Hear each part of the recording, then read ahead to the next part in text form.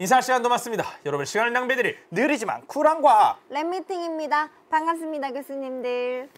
이제 오늘의 주제인데요. 천체망원경에 대해서 오늘 이제 많은 것들을 한번 이야기를 해보려고 합니다. 이게 얼마 전에 야구 경기에서 야구 중계를 하는 카메라로 잡은 모습이에요. 그러니까 중계 중에 발 근처에 밝은 게 있으니까 이 중계 카메라가 잡아본 거죠. 방송 중에 해가 바뀌는데 그 사이에 찍어봤는데 일종 일탈을 한 거군요. 보인 거죠. 우리나라 되는구나, 이게. 야구 방송의 중계 카메라의 성능은 어마어마하다. 거의 천체망원경급이다. 망원경의 역사에 대해서 알아볼 건데 망원경은 영어로 스코프예요. 그리고 우리가 흔히 말하는 천체망원경은 텔레스코프. 이 첫 기록은 이제 1608년도에 한스 리퍼세이라는 당시 안경을 만들던 안경 제조업자인데 안경을 뭘로 만들어요? 렌즈로 만들죠. 그렇죠. 볼록한 렌즈로. 안경을 만들기 위한 특수 이제 장치들을 만들다 보니 우연히 렌즈 두 개를 대봤는데 너무 크게 보이는 거죠. 이게 정말 우연히 발견이 되었다고 기록은 되어 있어요. 그래서 이분이 특허 신청을 합니다. 그런데 얼마 있다가 제이콥 매티우스라는 사람이 또 특허를 내요. 그러다 보니까 이거 흔히 있는 기술 아니야? 특별한 거 아닌 것 같은데 얘도 내고 얘도 내고 이러는 거 보니까 그래서 특허 출원 신청은 이제 거부가 되고 사용을 할 수 있는 이제 사용권을 이제 받는 거죠. 이보다 앞서서 제카리우스 얀센이라는 망가진 망원경이라는 게 있어요. 망가진 망원경은 1608년도에 팔려고 했다는 기록도 있는데 거기에 어떻게 만들었는지, 무엇을 만들었는지에 대한 기록은 없어요. 그래서 공식적으로 남아있는 망원경에 대한 기록은 이분이 시초다. 네, 저분이 시초다. 저분이 시초다. 멀리 있는 것을 가까이 있는 것처럼 보게 하는 무언가가 있다. 렌즈 두 개를 붙이면. 이 말이 유럽 전역을 이제 막 소문처럼 돌아다니기 시작해요. 그 다음에 이거를 누가 듣냐면은 바로 이분. 갈릴레오 갈릴레이죠. 이 갈릴레오 갈릴레이가 한스 리퍼세이가 이 망원경을 만들었다라는 말을 듣고 그렇게 하면 만들어질까? 그래서 직접 한번 만들어 보기 시작을 합니다. 그래서 이분이 망원경을 처음 만들었다고 알고 계시는 분들도 꽤 돼요. 사실은 그렇지는 않고 이분이 망원경을 이용해서 최초로 천체를 관측을 하신 분이다. 그래서 이제 스코프가 텔레스코프가 되는 순간이죠. 이분 때문에. 그래서 이제 갈릴레오가 이제 망원경을 직접 만들기는 했어요. 최초가 아닐 뿐이지. 그렇죠. 오른쪽에 있는 거는 그때 당시에 관측에 사용한 망원경이에요. 저 망원경으로 달도 보고 그 유명한 목성도 보고. 그래서 갈릴레오가 이 망원경을 어떻게 만들었냐 이런 거예요. 볼록 렌즈가 빛이 들어오는 쪽에 있고 눈에 가까운 쪽은 오목 렌즈인 거예요. 빛이 들어오는 것을 전부 모아서 눈으로 볼 수 있게 해주는 거죠. 그래서 이게 갈릴레이식 굴절 망원경인데 굴절 망원경이라고 하는 것을 우리가 렌즈를 사용을 할 때 굴절 망원경이라고 그래요. 굴절 망원경이 두 종류가 있는데 뭐 여러 종류가 있기는 한데 대표적인 게 갈릴레이식이 있고 케플러식 굴절 망원경이 있어요. 이게 특이해요. 상이 똑바로 보이고 그 다음에 안 좋은 거는 시야가 되게 좁아요. 볼 수 있는 영역이 상당히 좁아요. FOV. 그렇죠. Field of View. 네. 딱 이게 뭔가 FOV라는 말을 쓰면 멋있습니다. 저분 천문학자인가? 이런 생각도 잠깐 들게 할 수 있는 얘기하다가 전문적인 용어죠. 아무튼 그래서 장점은 상이 똑바로 보여요. 그 대신 단점은 시야가 좁고 색수차라는 게 있어요. 색수차가 생겨요. 색수차 아닙니다. 조심하세요. 네. 색수차. 야수차 아닙니다. 오페라 글래스? 오페라 글래스. 이뻐요, 그게 갈릴레오식 망원경입니다. 네. 네. 요즘에는 그런 데 이제 오페라 글래스 같은 데 쓰이고 천문 용어로는 거의 쓰이지 않는다. 네. 그렇군요. 하지만 갈릴레오는 이걸로 목성도 보고 달도 보고 다 했다. 그래서 이제 이게 갈릴레오가 직접 만든 망원경을 가지고 목성을 관측을 한 거예요. 이제 왼쪽에는 이제 어떻게 봤는지, 무엇을 관측을 했는지, 어떻게 관측을 했는지에 대해서 이제 자세하게 설명을 한 거고, 오른쪽에 있는 게 이제 매일매일 날짜별로 가운데 동그랗게 큰 게 목성이고 그 옆에 있는 것들이 목성의 위성이에요. 목성의 위성이 어떤 때는 오른쪽에 두 개, 어쩔 때는 왼쪽에 두 개, 오른쪽에 하나, 이렇게 목성의 위성까지 보였던 거죠. 그래서 저 위성들을 지금도 갈릴레오 위성이라고 불러요. 칼리스토, 이오, 유로파, 가니메데 이렇게 네 개가 갈릴레오 4대 위성이죠. 이게 지금 갈릴레오가 살았던 시기가 17세기인데 1600년대죠. 근데 거의 1500년이 넘는 오랜 기간 동안 지구가 우주의 중심이었어요. 인류의 역사를 보면은 태양이 우주의 중심이었던 역사가 더 짧아요. 계속 지구가 우주의 중심이었어요. 이 중심이었다는 천동설이 무너지고 지동설이 막 태동하기 시작한 게 이 갈릴레오가 망원경을 이용해서 천체 관측을 하기 시작하면서부터예요. 그래서 나오신 분이 정말 유명한 요하네스 케플러입니다. 아, 요하네스 케플러죠. 케플러도 예. 갈릴레오가 망원경을 만들어서 관측을 하는 것을 봤어요. 그랬더니 너무 일단은 뭐 제한되는 부분이 많았던 거예요. 단점이 많았던 거죠. 개선할 점이 너무 많이 있다고 그래서 하나를 바꿨죠. 우리가 갈릴레오 망원경은 앞에 볼록 렌즈가 있고 눈 쪽에 오목 렌즈가 있었는데 케플러식 망원경은요, 렌즈 두 개를 똑같은 볼록 렌즈를 사용을 한 거예요. 그래서 앞쪽에 볼록 렌즈, 눈 쪽에도 볼록 렌즈. 그랬더니 시야가 엄청나게 넓어진 거예요. 근데 단점이 있어요. 상이 거꾸로 보여요. 근데 케플러가 생각하기에 이건 하등의 문제가 되지 않았어요. 왜냐하면 우린 천체를 보는 거잖아요. 그렇죠. 천체는 다 동그래요. 그리고 앞, 뒤, 위, 아래가 어차피 맨눈으로 봐도 구분이 안 돼요. 그렇기 때문에 상이 뒤집혀 보이는 것은 아무 문제가 되지 않았어요, 당시에는. 하지만 가장 해결하지 못한 문제는 색수차예요. 이 케플러가 만든 망원경으로 최초의 위대한 발견을 한 사람이 있어요. 1655년에 크리스티안 하위언스가 토성의 가장 밝은 위성인 타이탄을 이 케플러식 망원경을 이용을 해서 발견을 하게 됩니다. 그렇죠. 제가 지금부터 아까 계속 말씀을 드렸던 게 이제 이 색수차예요. 이게 뭐가 문제인지를 지금부터 말씀을 드릴게요. 네. 빛이 굴절이 될 때는 파장에 따라서 굴절률이 달라져요. 그러니까 빨간 거는 더 많이 휘고 보라색은 덜 휘고 뭐 이런 것들이 있는데 거기에 따라서 이제 원래 보여야 되는 이미지가 1번처럼 깔끔하게 보여야 되는데 두 가지 종류가 있어요. 굴절률이 이제 달라져서 색이 다 분해가 되는 경우, 그래서 우리 눈에 들어오는 깊이가 달라지는 경우가 있어요. 그게 2번의 경우인데 그렇게 되면 색이 저렇게 번져 보이죠. 아니면 3번처럼 아예 굴절률이 다 달라져서 색이 딱딱딱 쪼개지는 거예요. 여러 가지 색깔의 링처럼. 이게 경우에 따라서 현상이 다른데 보통은 1번처럼 나타나야 정상인데 2번처럼 나타나고 3번처럼 나타나면 원래 이미지가 아닌 거잖아요. 더군다나 천체를 봐야 되는데 이것을 해결을 하려면은 사실 그러니까 렌즈를 쓰는 망원경에서 초점거리가 어마어마하게 길어야 돼요. 초점거리가 어마어마하게 길면은 해결이 될 수 있는 문제예요. 그래서 이거를 해결하고자 나타난 분이 이제 요하네스 헤벨리우스 1673년대. 근데 저게 지금 망원경이에요. 렌즈들을 여러 개를 껴가지고 색수차를 해결을 해가지고 만들겠다는 거예요. 말이 안 되는 것처럼 보이지 않습니까? 가장 기본적인 현실적인 문제는 망원경이 쓰질 않는 거예요. 아, 쓰질 않는다. 무거우니까. 그렇죠. 그래서 저 망원경을 잡기 위해서 여러 개의 선이나 뭐 크레인이나 어디 한 천체를 보면은 다른 천체를 볼 수가 없는 거야. 돌리지도 못하고. 그래서 여태까지 설명을 드린 렌즈를 이용한 굴절 망원경은 분명한 한계를 가지고 있어요. 지금 보시는 이 굴절 망원경은 1m 거대 굴절 망원경, 그 당시에 그리고 거의 현재도 실존하는 가장 큰 굴절 망원경이에요. 저 망원경이. 이게 굴절 망원경의 가장 큰 한계가 두 가지가 있는데 렌즈를 크게 깎기가 쉽지가 않아요. 그렇죠. 그리고 초점거리를 길게 만들기 위해서는 이제 저렇게 길게 만들어야 되는데 네. 초점거리는 배율하고 관계가 있어요. 천체를 크게 보이게 할 수 있느냐, 그 문제와 관련이 되어 있기 때문에 초점거리는 무조건 길어야 되고요. 그러다 보니까 망원경이 자꾸 쓰러지는, 저렇게 길어져야 되니까 지탱을 못하는 문제가 지탱을 계속 못하니까. 생기는 거죠, 현실적으로. 그렇죠. 그래서 굴절 망원경은 분명한 한계를 가지고 있어요. 이런 문제를 해결하기 위해서 우리의 과학계 큰형님 계시지 않습니까? 풍성충. 바로 뉴턴 형님이십니다. 풍성하시네요, 정말. 17세기에 이제 망원경이 한참 만들어지고 붐이 일어나서 갈릴레오도 막 관측을 하고 케플러도 막 관측을 하고 막 이러던 때가 있었잖아요. 예. 그때 뉴턴은 멀리 있는 물체를 더 잘 보기 위해서 렌즈보다는 차라리 거울에 곡선을 주면은 그게 훨씬 더 좋은 망원경을 만들 수 있을 거라고 생각을 해요. 아까 제가 계속 우리가 큰 사단이 났던 그 용어 있잖아요.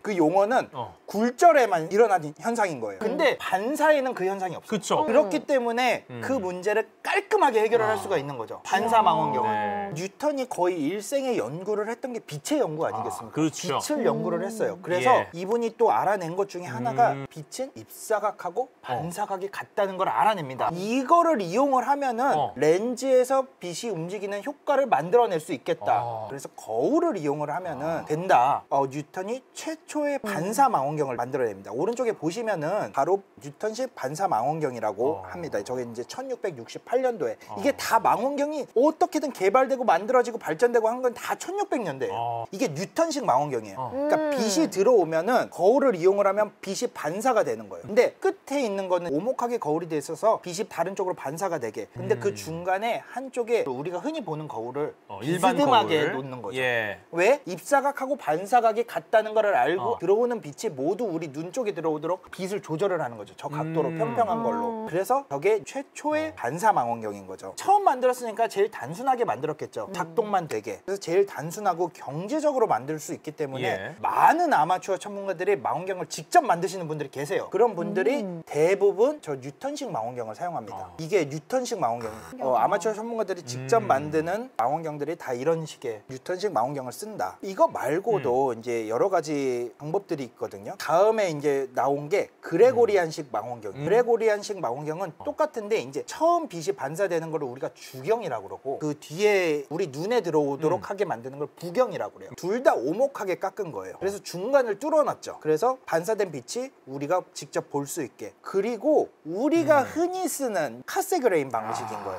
저거는 뭐냐면은 첫 번째 뉴토니아는 예. 오목한 거 평면을 썼고 그 다음에 그레고리안식은 오목을 썼는데 저거는 일단 주경들은 전부 오목인데 반사시키는 거는 볼록 거울인데 저렇게 되면은 오목 거울도 우리 눈으로 들어오고 볼록 거울도 우리 눈으로 들어오는데 이거 어디서 본 거 같지 않습니까?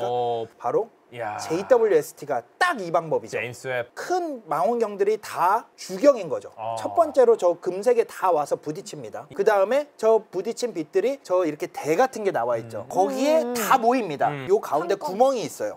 요 구멍으로 쑥 들어갑니다. 예. 그곳에 디텍터가 있는 거죠. 이게 JWST는 카세그레인 방식입니다. 아, 그렇군요. 네. 굳이 볼록 거울을 쓰는 이유가 뭘까? 초점 거리가 길어져요. 제가 아까 말씀드렸잖아요. 초점 거리가 길어지는 것은 망원경의 배율하고 관계가 있어요. 저게 경통이 짧아도 초점 거리가 길어지기 때문에 배율이 좋아진다는 거죠. 이게 항상 좋은 거는 아니에요. 예를 들어서 이만한 점에 빛이 모여서 예. 이거를 전부 똑같은 양의 빛을 크게 만들었으면은 이미지가 흐려지겠죠. 그렇죠. 왜냐하면 빛이 분산이 돼야 되니까. 들어오는 빛의 양은 똑같은데 크게 만들면은 배율이 커져서 상을 크게 만들면 이미지가 흐려지는 단점은 있을 수 있지만 뉴턴식 망원경, 그레고리안식 망원경의 그 장점과 단점들을 정확하게 보완을 해가지고 만든 게 카세그레인식 방법입니다. 그러다가 18세기 들어오면서, 그러니까 17세기에서 18세기 들어오면서 천체 망원경의 역사가 급변하기 시작합니다. 이분의 등장으로 망원경이 역사가 급변하기 시작하는데 윌리엄 허셜이라는 분이에요. 저분은 원래 천문학자가 아니에요. 음악가예요. 어마어마하게 24개의 교향곡도 만드셨고 7개 뭐 바이올린 협주곡 이런 거를 만드신 작곡가예요. 그러다가 갑자기 40대 들어서 천문학에 심취를 하셔서 망원경의 매력에 푹 빠지셔서 틈틈이 취미생활로 저 망원경을 만들기 시작합니다. 거울의 크기가 1.2m가 되고 병통의 길이가 무려 12m나 되는 어마어마한 망원경을 만들기 시작합니다. 이분 여동생이랑 같이 한 겁니다. 근데 세상은 윌리엄 허셜만 기억을 하고 있죠. 저분의 여동생도 재조명이 되어야 마땅한 분입니다. 그래서 저 망원경으로 천왕성을 발견하신 분이 바로 저 윌리엄 허셜입니다. 그래서 1850년대에 프랑스 물리학자 이제 레옹 푸코라는 분이 계세요. 예. 그분이 거울의 코팅과 곡면을 이제 연구를 하신 분인데 그분이 연구가 진행이 될 때까지 현대적인 천체 망원경은 계속 발전하지 못하고 멈춰 있었습니다. 그러다가 그분의 이제 연구로 인해서 과학 기술의 발달이 급속도로 하기 시작하면서 1900년대에 들어와서요. 정말 현대적인 우리가 알고 있는 망원경들이 생겨나기 시작하죠. 이게 망원경들 직경이죠? 그렇죠. 망원경들 예. 직경을 이제 비교를 해놓고 있는 겁니다. 한눈에 딱 보입니다. 네, 현대에는 어떤 망원경들이 있는지 한번 보도록 하겠습니다. 저게 지금 만들어지고 있어요. ELT. ELT의 모습인데 아무것도 없는 사막에 망원경 하나만 딱 올라가 있습니다. 저건 칠레에 지금 만들고 있는데 현재 계획은 2027년도에 첫 번째 관측을 할 예정이에요. 그 다음에 유명한 게 하와이 마우나케아 정상에 있는 캣 망원경입니다. 얼마나 커?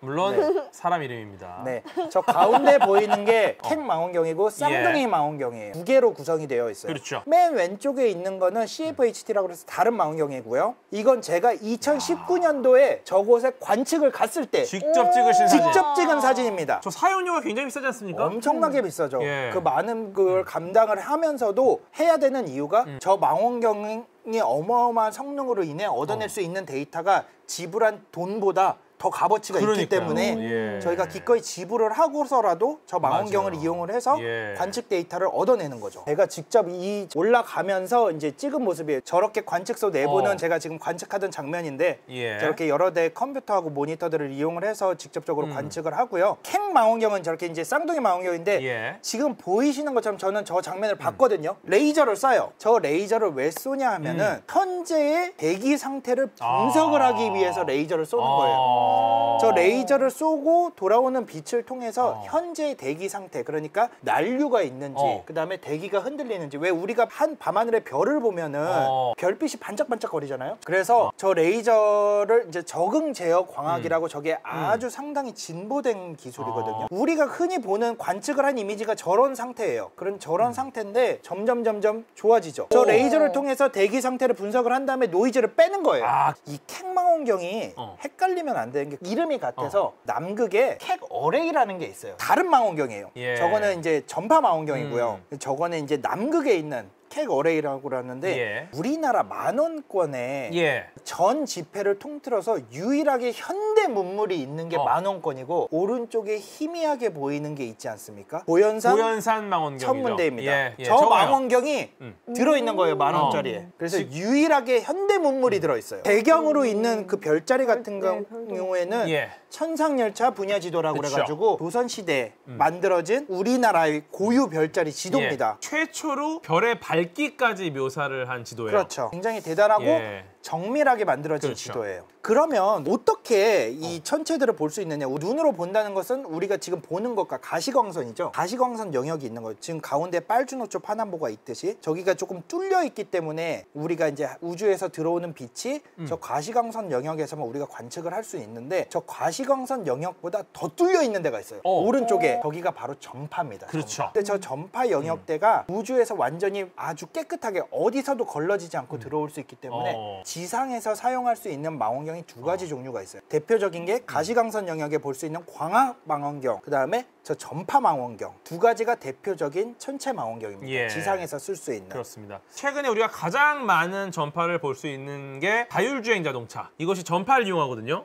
전파를 쏘고 돌아오는 전파를 이용해서 이 물체와의 거리를 측정해가지고 우리가 자율주행의 바탕의 기본으로 기술을 이용합니다. 이 데이터를 이용하는 거예요. 근데 이 전파가 뭐가 좋냐면은 악천후, 그렇죠. 야간 상관없이 아주 잘 들어와. 그래서 이제 전파 망원경으로 그 역사를 보면 1932년도에 왼쪽에 칼 얀스키, 이 얀스키가 맨 처음에 벨 연구소에서 뭔가 통신을 방해하는 지속적인 방해 전파가 있었던 거예요. 그거를 찾아내기 위해서 고안한 안테나고요. 그것을 이용해서 저 성능을 이용하면 우주에서도 전파 신호가 오지 않을까. 그래서 1937년에 레버라는 사람이 직접 9m 접시 모양의 망원경을 처음 만들기 시작합니다. 이 전파 망원경으로 어마어마한 일이 일어나죠. 저기 가운데 계신 사람이 두 분이 계신데 저분들 이름이 펜지어스하고 윌슨이라는 분입니다. 저 뉴저지에 있는 전파 망원경을 이용해서 위성 통신을 이제 연구를 하고 있었는데 계속 잡음이 들어오는 거예요. 이게 뭐지 연구를 하다가 그게 알고 보니까 우주 배경 복사였던 거죠. 우주가 처음 시작이었던 그 흔적, 그게 계속 들어오고 있는 거였던 거죠. 이것이 빅뱅의 흔적이었다. 그렇죠. 예. 그래서 이제 저분들이 저 망원경을 이용해서 의도치 않았지만 노벨상을 타게 됐다. 우리 지구상에 가장 많이 존재하고 있는 망원경들이 바로 전파 망원경이에요. 그래서 세계 곳곳에 여러 군데가 있는데 왼쪽에 64m짜리 호주에 있는 이 망원경이 1969년도에 아폴로 11호가 달에 갔을 때 그 달에서 영상을 보내왔지 않습니까? 그 신호를 받은 망원경이 바로 이 망원경이에요. 호주에 있는 파크스 망원경.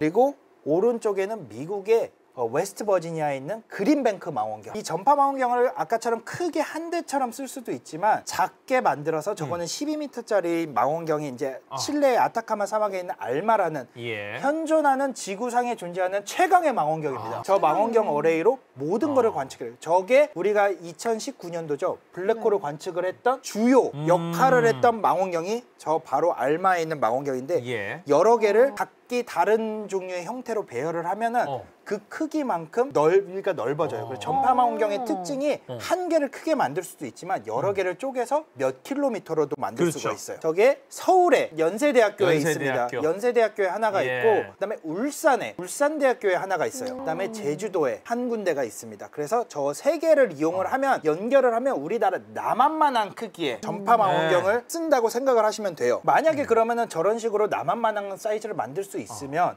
이론적으로 저렇게 망원경들을 전부 연결을 하면 지구 직경만한 망원경을 만들 수 있지 않겠냐. 이론적으로 가능하죠. 그렇죠. 그렇기 때문에 했습니다. 그래서 저 망원경, 지구 크기만한 망원경을 만들어서 뭘 봤냐? 블랙홀을 본 겁니다. 그렇죠.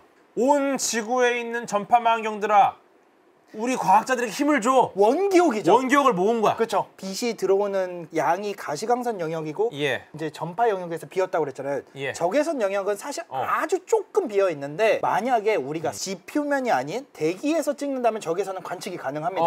그래서 만든 망원경이 있어요. 소피아 망원경. 소피아. 이게 저 보이세요? 보잉 747에다가 망원경을 박은 거예요. 여기에 망원경이에요. 망원경을 넣어서 저기서 적외선으로 관측을 하는 그렇죠. 거예요. 엄청나게 오랫동안 나는 동안 관측을 하는 거죠. 왼쪽이 이제 소피아의 모습이고 오른쪽이 관측실의 모습이에요. 저도 저 소피아 비행기를 본 적이 있습니다. 가서 모아서 굿즈까지 네. 받아왔었습니다. 요거는 이거 시청자들께 기부합니까? 선정이 쉽지가 않을 것 같아서. 사전에 협의된 사항이 아니라서 기부는 네네. 어렵습니다. 그래서 지금 왼쪽으로 보는 게 이제 우리가 가시광선으로 보는 말머리 성운이라는 곳이고 예. 저기 오른쪽이 소피아로 찍은 거예요. 그래서 소피아는 적외선이기 때문에 보통 물질에서 내는 열을 측정을 하는 게 기본적으로 적외선이라고 생각을 하시면 되거든요. 그럼 빨갛게 돼 있다. 저 부분은 물질이 많이 존재한다. 초록색이 있다. 물질이 적게 존재한다. 지금 왼쪽에 있는 그림으로는 그냥 까맣게 보이죠. 뭐가 얼만큼 존재하는지는 알 수가 없어요. 구분할 수 없는 정보를 적외선으로 적외선으로는 구분할 수 있게 된다. 그렇죠. 세세한 정보들을 얻어낼 수가 있는 거죠. 제가 여태까지 망원경들을 여러 개 소개를 해드렸잖아요. 예. 이 망원경들이 모두 위치하고 있는 곳이 전부 어디죠? 산 꼭대기 아니면 사막 한가운데. 물론 환경적인 이유도 있어요. 저기가 관측이 더 좋으니까. 그런 이유도 있지만 사실은 현대 천문학자들이 겪고 있는 가장 큰 문제는 빛공해입니다. 이 오늘날 빛공해는 천문학자들한테 정말 심각한 문제가 된 지는 너무 오래됐고요. 이제 우리나라에서 그 빛이 안 닿는 곳이 없어요. 그리고 이제 딱 두 가지가 있잖아요. 광학망원경은 저 빛공해가 가장 큰 문제고 전파망원경은 요즘 5G다, LTE다, 전파공해야. 전파공해가 너무너무 심합니다. 전파가 안 쓰이는 곳이 없어요. 그러다 보니 전파가 꽉 차 있기 때문에 외딴 곳으로 가지 않으면은 천체에서 들어오는 전파와 구별을 할 수 없는 단계까지 오는 거예요. 그러니까 둘 다 지금 공해가 엄청나기 때문에 맞아요. 천체 망원경에 있어서는 정말 힘든 시기가 되고 있다. 이런 말씀을 드립니다. 그리고 여러분들이 이제 별을 뚫어지게 오래 보신 적이 아마 경험이 적으실 텐데 예. 그렇게만 보시면은 마음 깊숙한 곳에서 웅장함이 올라옵니다. 진짜 그 느낌이 있는데 그런 것들을 같이 공유할 수 없는 게 너무 이제 안타까운 거죠. 마치 저 그림처럼 언젠가 여러분들도 또 저희도 한 번쯤은 저런 별멍을 예. 경험할 수 있는 날이 올 수 있었으면 그러니까요. 좋겠습니다. 인사 시간 넘었습니다. 여러분 시간을 낭비드릴 느리지만 쿨한 과학. 랩미팅이었습니다. 감사합니다, 교수님들. 감사합니다. 감사합니다.